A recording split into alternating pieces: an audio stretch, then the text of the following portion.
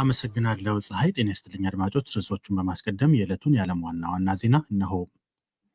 ጠቅላይ ሚኒስትር አብይ አህመድ ከሶማሊያው ፕሬዚዳንት ሐሰን ሼክ መሐሙድ ጋር መወያየታቸውን አስታወቁም።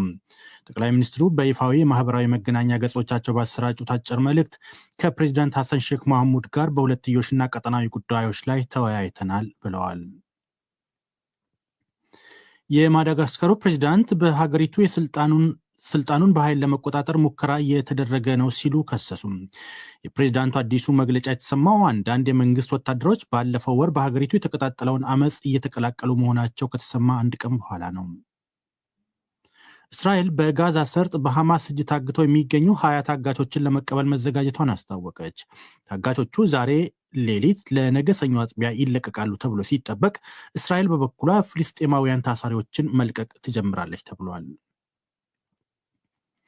ጀርመን ወጣት ሶሪያውያን ወደ ሀገራቸውን ለመመለስ ዝግጅት ማድረግ መጀመሯን አስታወቀች። የጀርመን የሀገር ውስጥ ጉዳይ ሚኒስቴር ዛሬ እንዳለው ወጣት ሶሪያውያኑ በወንጀል ተግባር ባይሰማሩ እንኳ ወደ ሀገራቸው መመለስ አይቀርላቸውም። ፍልስጤማዊው የፎቶ ጋዜጠኛ ሳሄር አልጎሆራ የባዩ የጦርነት ዘጋቢ ሽልማት አሸነፈም። የፈረንሳይዋ የባዩ ከተማ የምታስተናግደው በተለያዩ መስኮች ለጋዜጠኞች የሚሰጥ የጦርነት ዘጋቢ የሽልማት ስነስርዓት ለ32ኛ ጊዜ ተካሂደዋል። ዜናውን በዝርዝር ጠቅላይ ሚኒስትር አብይ አህመድ ከሶማሊያ ፕሬዚዳንት ሐሰን ሼክ መሐሙድ ጋር መወያየታቸውን አስታወቁ። ጠቅላይ ሚኒስትሩ በይፋዊ የማህበራዊ መገናኛ ገጾቻቸው ባሰራጩት አጭር መልእክት ከፕሬዚዳንት ሐሰን ሼክ መሐሙድ ጋር በሁለትዮሽና ቀጠናዊ ጉዳዮች ላይ ተወያይተናል ብለዋል። ጠቅላይ ሚኒስትሩ ከፕሬዚዳንቱ ጋር የነበራቸውን ውይይት በዝርዝር ባይገልጡም ባጋሯቸው በርካታ ፎቶዎች ፕሬዚዳንቱ የሳይንስ ሙዚየም ሲጎበኙ ታይቷል። ሁለቱ መሪዎች 2 ወር ባልሞላ ጊዜ ውስጥ ሲገናኙ ይህ ለሁለተኛ ጊዜ ነው። ፕሬዚዳንት ሼክ መሐሙድ በአፍሪካ ካሪቢያን ትብብር ላይ ለመገኘት ባለፈው የጳጉሜ ወር ወደ አዲስ አበባ ከመጡ በኋላ በታላቁ የኢትዮጵያ ህዳሴ ግድብ ምርቃት ላይ ተገኝተዋል። ኢትዮጵያና ሶማሊያ በተለይ ኢትዮጵያ ከሶማሌላንድ የባህር በር ለማግኘት ስምምነት መድረሷን ተከትሎ የዲፕሎማሲ መካረር ውስጥ ገብቶ ነበር። ይህንኑ ተከትሎ የቱርኩ ፕሬዚዳንት ጣይብ ኤርዶሃን አንካራ ውስጥ ካሸማገሉ በኋላ የሁለቱ ሀገራት ዲፕሎማሲያዊ ግንኙነት መታደስ ጀምሯል። የፕሬዚዳንት ሐሰን ሼክ መሐሙድ ባለፈው የመስከረም ወር መጀመሪያ በታላቁ የህዳሴ ግድብ ምርቃት ላይ መገኘታቸው ግብፅን ማሳዘኑ መዘገቡ ይታወሳል። የማዳጋስካሩ ፕሬዚዳንት በሀገሪቱ ስልጣኑን በኃይል ለመቆጣጠር ሙከራ እየተደረገ ነው አሉ። የፕሬዚዳንቱ አዲሱ መግለጫ የተሰማው አንዳንድ የመንግስት ወታደሮች ባለፈው ወር በሀገሪቱ የተቀጣጠለውን አመፅ እየተቀላቀሉ መሆናቸው ከተሰማ አንድ ቀን በኋላ ነው። ፕሬዚዳንት አንድሪ ራጃኦሊና በጎርጎርሳዊ 2009 በተደረገ መፈንቅለ መንግስት ስልጣን ሲይዙ ከፍተኛ ድጋፍ ያደረገላቸው የካፕሳት ቡድን አባላት በእርሳቸው ላይ ፊታቸውን አዙረው ወጣት ተቃዋሚዎች መቀላቀል መጀመሪያቸው ብርቱ ፈተና እንደደቀነባቸው ነው የተገለጠው።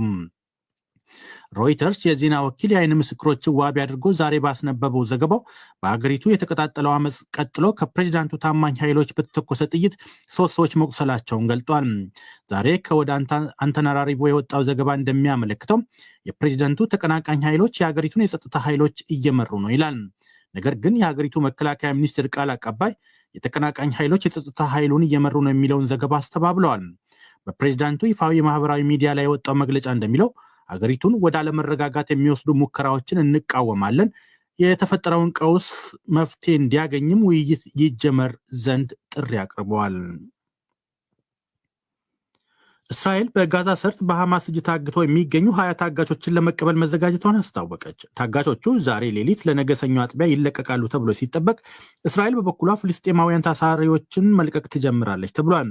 የእስራኤል ጠቅላይ ሚኒስትር ቃል አቀባይ ሾሽ ፔድሮሺያን በህይወት ያሉ 20 ታጋቾች በአንድ ጊዜ ተለቀው በቀይ መስቀል አማካኝነት ከ6 እስከ 8 በሚደርሱ ተሽከርካሪዎች ተጓጉዞ ይወጣሉ ብሎ እንደሚጠብቁ ተናግረዋል። እንደ ቃል አቀባዩ እስራኤላውያን ታጋቾች እንደተለቀቁ በተደረሰው ስምምነት መሰረት ፍልስጤማውያን እስረኞች መለቀቅ ይጀምራሉ። ይህ በእንዲህ እንዳለ የአሜሪካው ፕሬዚዳንት ዶናልድ ትራምፕ እና የግብፁ ፕሬዚዳንት አልሲሲ የሚመሩትና 20 ያህል የዓለማችን መሪዎች የሚሳተፉበት ስብሰባ ነገ ይካሄዳል። በስብሰባው ላይ ለመሳተፍ የጀርመኑ መርሃዊ መንግስት ፍሬድሪክ ሜርስ ወደ ካይሮ እንደሚጓዙ ታውቋል። ከሜርስ በተጨማሪ የተባበሩት መንግስታት ድርጅት ዋና ጸሐፊ አንቶኒዮ ጉተሬሽን ጨምሮ የፈረንሳዩ ፕሬዚዳንት ኢማኑኤል ማክሮን እና የእንግሊዙ ጠቅላይ ሚኒስትር ኬር ስታርመር በሻርም አልሼኩ ውይይት እንደሚገኙ ማረጋገጫ መስጠታቸውን አሶሺየትድ ፕሬስ እና የፈረንሳይ ዜና አገልግሎት ዘግበዋል። ጀርመን ወጣት ሶሪያውያን ወደ ሀገራቸው ለመመለስ ዝግጅት ማድረግ መጀመሯን አስታወቀች። የጀርመን የሀገር ውስጥ ጉዳይ ሚኒስቴር ዛሬ እንዳለው ወጣት ሶሪያውያኑ በወንጀል ተግባር ባይሰማሩ እንኳን ወደ ሀገራቸው መመለስ አይቀርላቸውም። በዚህም ሚኒስቴር መስሪያ ቤቱ የሶሪያውያኑን የተገን ጥያቄ ሂደት መመልከት መጀመሩን ቃል አቀባዩ አረጋግጠዋል። የጀርመን የሀገር ውስጥ ጉዳይ ሚኒስትር አሌክሳንደር ዶብሪንድ ዘቢልድ ለተሰኘው የጀርመን ጋዜጣ ዛሬ እሁድ በሰጡት ቃለ ምልልስ እንዳሉት የጀርመን መንግስት ዋና ዓላማ ተገን ጠያቂና አምራች የሆነውን ወጣት ኃይል ወደ ሀገራቸው መመለስ ነው። የወጣቶቹ ወደ ሀገራቸው የመመለሱ ስራ ጀርመን ከአዲሱ የሶሪያ መንግስት ጋር የተደረሰውን ስምምነት በጠበቀ መልኩ እንደሚካሄድ የጀርመን ዜና አገልግሎት ዘገባ ያመለክታል። ጀርመን ከጎርጎርሳውያኑ 2012 አንስቶ በሶሪያ በነበረው የእርስ በርስ ጦርነት ምክንያት አንድም ሶሪያዊ ወደ ሀገሩ አልመለሰችም። አሁን የተመላሽ ሶሪያውያንን ጉዳይ ለማፋጠን ተቋርጦ የነበረውን የተገን ጥየቃ ሂደት እንደገና ማስጀመር ተቀዳሚ ጉዳዩ መሆኑን የሀገር ውስጥ ጉዳይ ሚኒስቴር አስታውቋል። በመራሄ መንግስት ፍሬድሪክ ሜርስ የሚመራው የመሃል ቀኝ ጥምረት ካለፈው የግንቦት ወር አንስቶ በስደትና ስደተኞች ጉዳይ ጠንካራ አቋም እንደሚይዝ ቃል መግባቱ ይታወሳል። በመጨረሻም ፍልስጤማዊ የፎቶ ጋዜጠኛ ሳሄር አልጎራ የባዮ የጦርነት ዘጋቢ ሽልማት አሸነፈም። የፈረንሳይ የባዮ ከተማ የምታስተናግደው በተለያዩ መስኮች ለጋዜጠኞች የሚሰጠው የጦርነት ዘጋቢ የሽልማት ስነስርዓት ለ32ኛ ጊዜ ተካሂዷል። ትናንት ቅዳሜ በተካሄደው በዚሁ የሽልማት ስነስርዓት ላይ ለዙማ ፕሬስ የሚሰራው ፍልስጤማዊ የፎቶ ጋዜጠኛ ሳሄር አልጎራ ለራሱ የመጀመሪያው የሆነውን ሽልማት እንዲያሸንፍ አስችሎታል።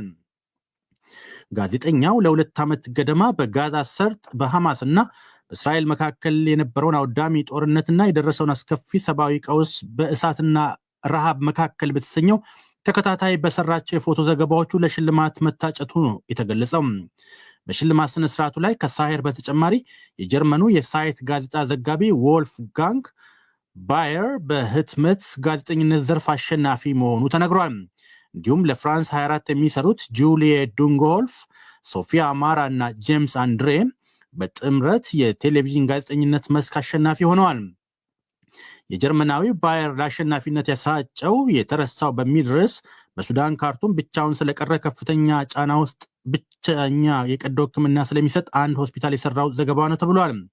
የፍራንስ 24 ጋዜጠኞችን ጨምሮ ሁሉም ዘጋቢዎች በዩክሬን ጋዛና ሱዳን ጦርነቶች ውስጥ በተለያዩ የዘገባ መስኮች በአስቸጋሪ ሁኔታ ውስጥ የዘገባ ስራዎችን ሲያከናውኑ የነበሩ መሆናቸውን የፈረንሳይ ዜና አገልግሎት ዘግበዋል። ይህ ዶይቼ ቬለ ነው።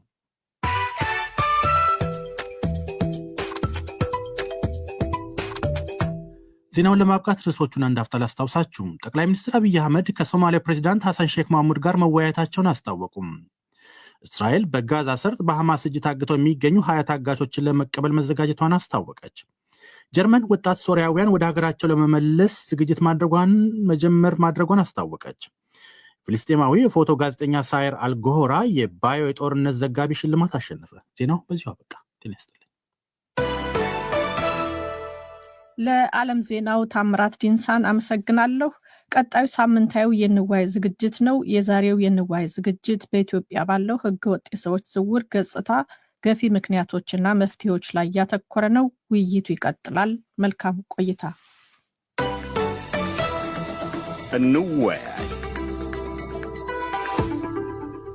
ጤና ይስጥልን። በኢትዮጵያ ህገወጥ የሰዎች ዝውውር ሰፊና ውስብስብ ችግር መሆኑን በዘርፉ የሚሰሩ ዓለም አቀፍና ሀገር በቀል ተቋማት ይገልጻሉ።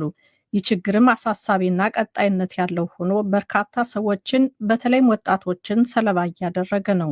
ከዓመት በፊት የወጣ ገለልተኛ ዘገባ እንዳመለከተው የአፍሪካ ቀንድ በተለይም ጅቡቲ ወደ ሳውዲ አረቢያ ለሚሰደዱ ኢትዮጵያውያን ዋነኛ መሸጋገሪያ ሲሆን በአማካኝ 12,000 ሰዎች በየወሩ ይጓዛሉ። በቅርቡ በጉዳዩ ላይ በኢትዮጵያ የተካሄደ ውይይት ላይ መደበኛ ባልሆነ መንገድ ከሀገር የመውጣት ሂደት ዜጎችን ብቻ ሳይሆን በሀገር ደህንነት፣ በፋይናንስ ስርዓት ላይም የፈጠረው አደጋ እየጨመረ መምጣቱ ተገልጿል። የአሜሪካ መንግስት በቅርቡ ያወጣው ዓመታዊ ህገወጥ የሰዎች ዝውውር ሪፖርት እንደሚያሳየው ደግሞ በኢትዮጵያ በአብዛኛው ህገወጥ የሰዎች ዝውውር ድንበር ተሻጋሪ ቢሆንም በሀገር ውስጥም ችግሩ ስር የሰደደ መሆኑን አመልክቷል። እንደ ሪፖርቱ በተለይም ሴቶችና ልጃገረዶች በመካከለኛው ምስራቅ፣ ለግዳጅ ስራ ወይም ለጾታዊ ብዝበዛ ሲጋለጡ፣ ወንዶች ደግሞ በግዳጅ ስራዎች የጉልበት ብዝበዛ ይፈጸምባቸዋል። በጉዞ ላይ ለእስር የሚዳረጉ፣ ባህር አቋርጠው ለመሄድ ሲሞክሩ ሕይወታቸው የሚያልፍም በርካቶች ናቸው። የዚህ ችግር ሰለባ በአብዛኛው የነገ ተስፋ የሚባሉት ወጣቶች መሆናቸው ደግሞ ችግሩን አሳሳቢ ያደርገዋል። በኢትዮጵያ ያለው የሕገ ወጥ የሰዎች ዝውውር ገጽታ፣ ገፊ ምክንያቶቹና መፍትሄዎቹ የዛሬው የንዋይ ዝግጅት ማጠንጠኛ ነው። በዚህ ውይይት 4 እንግዶችን ጋብዘናል። ፕሮፌሰር ክንፈ አብርሃም የስነ ህዝብ ባለሙያ ናቸው። በዚሁ ጉዳይ ብዙ ጥናቶችን ሰርተዋል፣ ብዙም ጽፈዋል። አቶ ዳንኤል መለሰ ንጋት ግሎባል ኢኒሼቲቭ የሚባል በዘርፉ የሚሰራ ድርጅት መስራችና ኃላፊ ናቸው። አቶ ዩኤል ደምሴ ከዓለም አቀፉ የፍልሰት ድርጅት የህገወጥ የሰዎች ዝውውር ጥበቃ ክፍል፣ ሚሊዮን ኃይለ ሥላሴ የዶቼ ቬለ መቀሌ ዘጋቢ ነው። በጉዳዩ ላይ በርካታ ዘገባዎችን ሰርቷል። እንግዶቼ አመሰግናለሁ። እኛም እናመሰግናለን።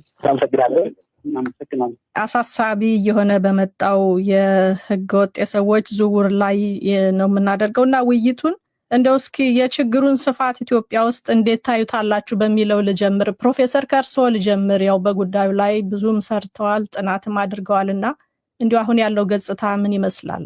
አመሰግናለሁ። እንደገለጽሽው በዚች ምድር ላይ ተወልደው ከተቀላቀሉ በኋላ እንደየኑሯቸው አይነት እና ሁኔታ በሞት እስኪለዩት ድረስ ከቦታ ወደ ቦታ መንቀሳቀሳቸው አይቀሬ ነው። የሚኮነን ነገርም አይደለም። ሰብአዊ እና ዴሞክራሲያዊ መብታቸውም ጭምር ነው። ግን ይሄ ስደት በአገር ውስጥ ሊሆን ይችላል፣ አገር አቆራርጦም ሊሆን ይችላል። ብዙ ጊዜ ህጋዊ ያልሆነ የሚል ቃላቶች ብዙ ጊዜ አንጠቀምም፣ አይመከርምም። ግን መደበኛ ኢመደበኛ ሊሆን ይችላል። እንደገለጽሽው የስደቱ አይነት ከመነሻ ቦታ በተለይ ሀገር አቆራርጠው በሚሰደዱ ሰዎች የመነሻ ቦታ የሚፈልገው መስፈርት ሊኖር ይችላል፣ መሟላት ያለበት የመዳረሻ ቦታም እንደዚሁ።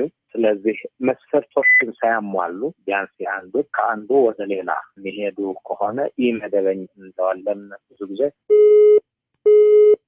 ፕሮፌሰር ከስልኩ መስመር ወጡ መሰለኝ። የእሳቸው እስኪመለሱ ድረስ አቶ ዳንኤል በችግሩ ላይ እንደሚሰራ አንድ አካል እንደው እንዴት ያዩታል? ኢትዮጵያ ውስጥ ያለውን ችግሩን ስፋቱን እንዴት ያዩታል? አቶ ዳንኤል። እኔም በጣም አመሰግናለሁ። ፕሮፌሰሩም ቀድመው እንዳነሱት ዜጎቻችን በተለያየ መልኩ በሀገር ውስጥም ከሀገር ውጭም እንቅስቃሴ ያደርጋሉ። እንቅስቃሴ በሚደረግ ጊዜ የሚፈለጉ መስፈርቶች አሉ። በተለይም ደግሞ ባህር ተሻግረው ድንበር አቋርጠው በሚሄዱበት ወቅት ማሟላት የሚገባቸውን መስፈርት ሳያሟሉ በሚቀሩ ጊዜ መደበኛ ወይም መደበኛ ያልሆነ ፍልሰት ነው የሚያደርጉት። እንግዲህ ጉዳዩ አሳሳቢ እንደሆነ ይታወቃል። ወደ መካከለኛው ምስራቅም አሁን ደግሞ በቅርቡ ወደ ሳውዝ ኢስት ኤዥያ ወደ ደቡብ ምስራቅ እስያ የሚደረጉ ጉዞዎች አሉ። እንግዲህ ከሀገራችን የህዝብ ቁጥር እድገት፣ ኢኮኖሚያችን ደግሞ በተለይ እንደተገለጸው የወጣቱን የስራ ፍላጎት እና ሀሳብ ማሟላት በማይችልበት ጊዜ ዜጎች የተለያየ አማራጭ ይመለከታሉ እና ጉዳዩ አሳሳቢ ነው። ወደ መካከለኛው ምስራቅ የሚደረግ አለ፣ ወደ ደቡብ ምስራቅ ኤሽያ የሚደረግ ጉዞ አለ እና አሳሳቢ ነው። የተለያዩ ሪፖርቶች ላይ እንደወጡት ሀገር በቀልም ሆኖ በሀገር ውስጥ እንደሚሰራ በተለያየ ጊዜ ተጎድተው የሚመለሱ ዜጎች